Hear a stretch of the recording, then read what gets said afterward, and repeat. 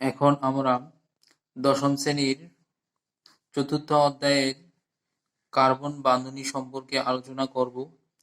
Carbon কিভাবে বন্ধন গঠন করে সেই বিষয়ে আলোচনা করব।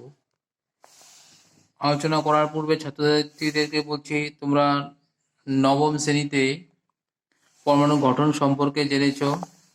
সেই পাঠটিতে কিছু কিছু শব্দ আলোচনা করা হয়েছে, সেইগুলো অল্প মনোযোগ দিয়ে পড়বে। আমি তথাপি কিছু কিছু এখানে অল্প সামান্য আবার দিয়ে যাচ্ছি, সেইগুলো ধরো এখানে আমি সামান্য কিছু আলোচনা করছি। যেমন ধরো পারমাণবিক সংখ্যা। পারমাণবিক সংখ্যাটা কি? পারমাণবিক সংখ্যা হলো কি মৌল একটির পরমাণুর নিউক্লিয়াসে থাকা প্রোটনের সংখ্যা। সেই পারমাণবিক সংখ্যা দিয়ে আমরা পর্যায়বৃত্ত তালিকায় মৌলটির অবস্থান এবং সেখানে ইলেকট্রনের সংখ্যা কত আছে সেটা আমরা জানতে পারি। তো ইলেকট্রনীয় বিন্যাস বা সজ্জার বিষয়ে আলোচনা করা হয়েছে। ইলেকট্রনীয় বিন্যাসটা কি? যেমন ধরো আমরা পরমাণু একটি কতগুলো কক্ষ থাকে, সেই কক্ষগুলোতে কতগুলো ইলেকট্রন থাকে, প্রত্যেকটি কক্ষে কটি করে ইলেকট্রন আছে তা আমরা জানতে পারি। যেমন ধরো এখানে একটা যে কোনো পরমাণু, ধরো এটা একটা পরমাণুর কথা বিবেচনা করছি। রাদারফোর্ডের ধারণা মতে, এই ধারণা মতে আমরা নিয়েছি এটা পরমাণুর নিউক্লিয়াস। পরমাণুর নিউক্লিয়াস আর এই কক্ষগুলোতে ইলেকট্রন থাকে। নিউক্লিয়াসে কি থাকে? প্রোটন এবং নিউট্রন থাকে। এই নিউক্লিয়াসটাকে কেন্দ্র করে ইলেকট্রনগুলো ঘুরে কিছু কিছু নির্দিষ্ট কক্ষপথে, হ্যাঁ। তো এই প্রথম কক্ষটা যেটার নাম ছিল কে কক্ষ, সেখানে ম্যাক্সিমাম ইলেকট্রনের সংখ্যা কত? 2। তারপরে দ্বিতীয় কক্ষ যেটা রয়েছে সেটার নাম হলো কে কক্ষ, তাতে ম্যাক্সিমাম ইলেকট্রনের সংখ্যা 8। আর এখানে এম কক্ষটার কথা, এম কক্ষ ম্যাক্সিমাম কতটা ইলেকট্রন থাকে? 8। এগুলো বিষয়ে তোমরা ক্লাস 9-এ পড়েছ, ভালো করে আবার পড়বে। আবার রয়েছে যোজক ইলেকট্রনের সংখ্যা। পরমাণু একটি বহিঃকক্ষে থাকা ইলেকট্রনের সংখ্যা, যেটা বাহিরের কক্ষে, একেবারে বাইরের কক্ষে যেটা ইলেকট্রন থাকে। যেমন ধরো আমরা অক্সিজেনের কথা বলছি, অক্সিজেনের পরমাণু ক্রমাঙ্ক কত? 8। তো এখানে কি হবে? এটা ইলেকট্রনের বিন্যাস হবে 2 6। তো যোজক ইলেকট্রন কত? 6। এখন যোজতা কত হবে? যেহেতু যদি ইলেকট্রন বহিঃকক্ষে ইলেকট্রনের সংখ্যা কত? 6। তো 4-এর থেকে যদি বেশি থাকে, 5 6 7 যদি হয় বা 8ও হয়, তখন কি করতে হয়? আমরা 8-এর থেকে মাইনাস করতে হয়, তাহলে আমরা যোজতা পেব। এখন এটা যোজতা কত হবে? অক্সিজেন যোজতা হবে 2। ঠিক আছে, এইগুলো আমরা ক্লাস 9-এ পড়েছি। এখন আমরা কার্বন পরমাণুর বান্ধনী কিভাবে গঠন করে, সমযোজী বান্ধনী গঠন করে, সমযোজী বান্ধনী কিংবা সমযোজী যৌগ কাকে বলে, বা বান্ধনী সাধারণত কি হয়? 2 ধরনের হয়, ইলেকট্রোযোজী বান্ধনী বা আয়নীয় বান্ধনী, আর এটা হলো সমযোজী বান্ধনী। ইলেকট্রোযোজী বান্ধনীটা কি হয়? একটি মৌলের পরমাণু থেকে অন্য একটি মৌলের পরমাণুতে যদি ইলেকট্রন স্থানান্তর হয়, যে বন্ধন গঠন হয়, তারে কয় ইলেকট্রোযোজী বা আয়নযোজী বলা হয়। অর্থাৎ মৌল, এখানে দেখো যে কোনো মৌলই, আয়নীয় বান্ধনী হোক বা ইলেকট্রোযোজী বান্ধনী বা সমযোজী বান্ধনী হোক, এখানে যে কোনো মৌলের বান্ধনী গঠন করে কি হয়? নিষ্ক্রিয় গ্যাসের অর্থাৎ সম্ভ্রান্ত গ্যাসের ইলেকট্রনের সজ্জা পাওয়ার জন্য চেষ্টা করে। তার মানে নিষ্ক্রিয় মানে এগুলো স্টেবল হওয়ার জন্য চেষ্টা করে, তাই বান্ধনী গঠন হয়।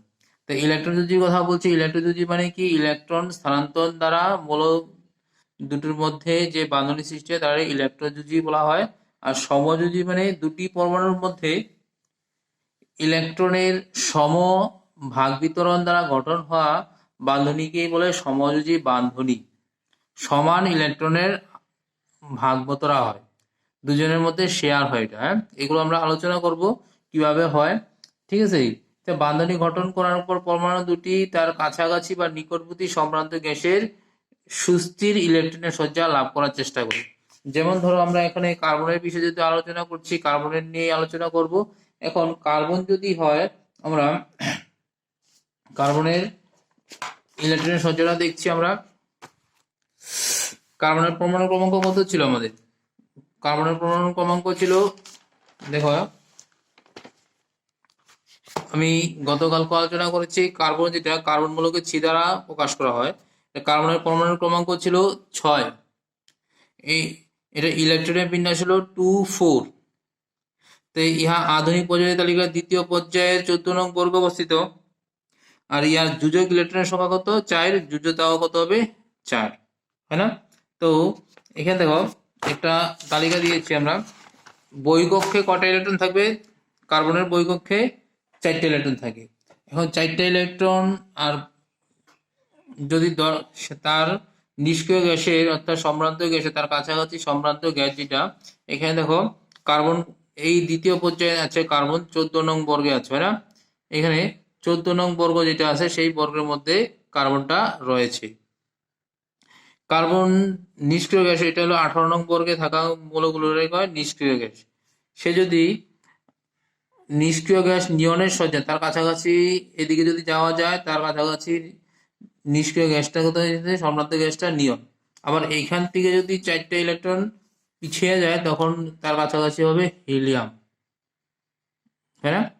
তো তার কাছাকাছি এদিকে গেলে 4টে ইলেকট্রন ত্যাগ করলে হিলিয়াম পাইছে, আর 4টে ইলেকট্রন গ্রহণ করলে নিয়ন পাইছে, দুইটা, হয় না? দুইটাই তার কাছাকাছি। এখন সে কোনটা 4টে ইলেকট্রন গ্রহণ করবে, হিলিয়ামের সজ্জা লাভ করবে, না নিয়নের সজ্জা লাভ করবে, না 4টে ইলেকট্রন ত্যাগ করে নিয়নের সজ্জা লাভ করে? এটা হলো কি মেন। কিন্তু এই ক্ষেত্রে কোনোটাই হয় না। সাধারণত দেখো এটা ধরো আমাদের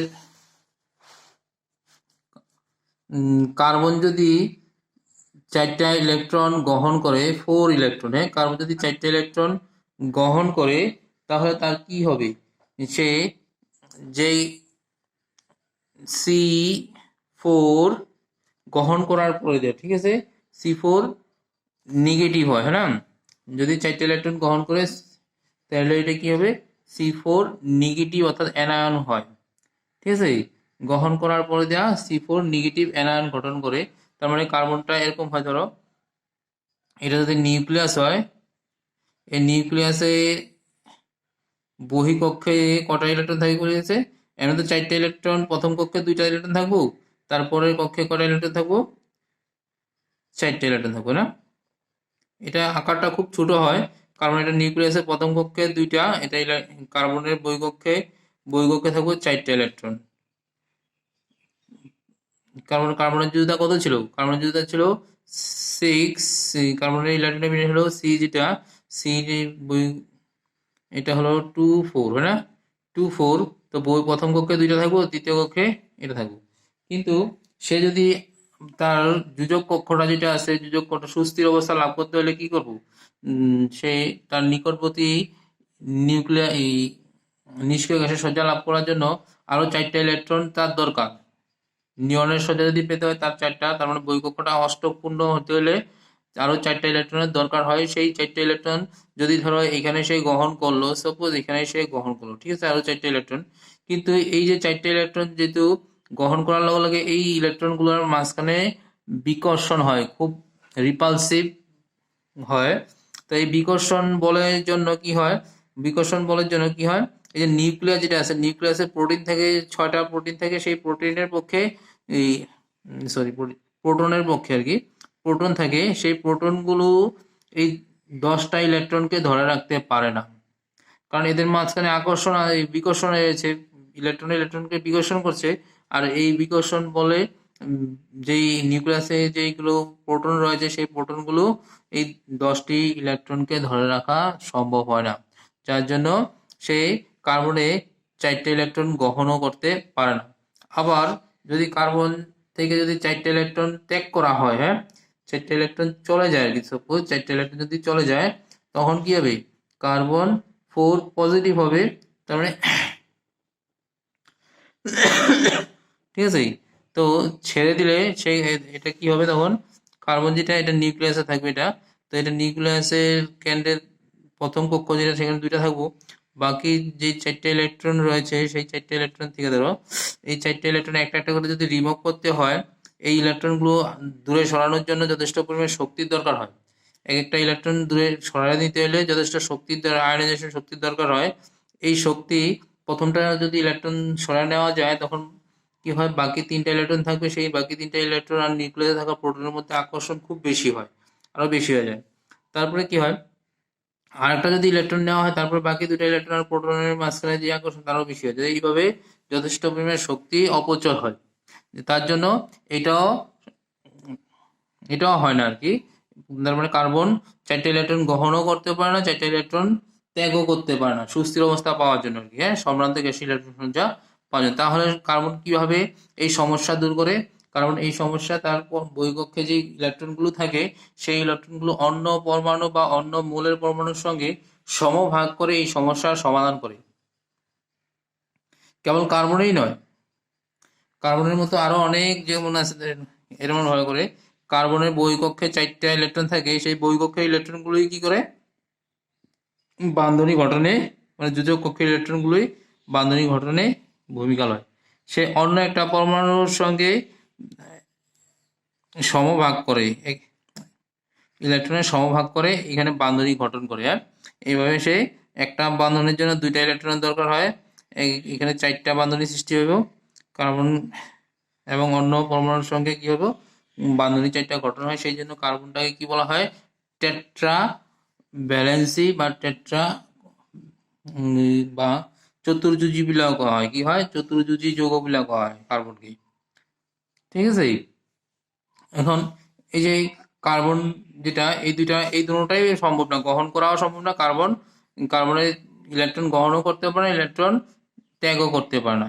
সে কি করে, 4টি ইলেকট্রন তার বহিঃকক্ষে যে 4টি ইলেকট্রন থাকে সেই 4টি ইলেকট্রন অন্য পরমাণু বা অন্য মূলের পরমাণুর সঙ্গে সমভাগ করে সমস্যাটা তার সমাধান করে।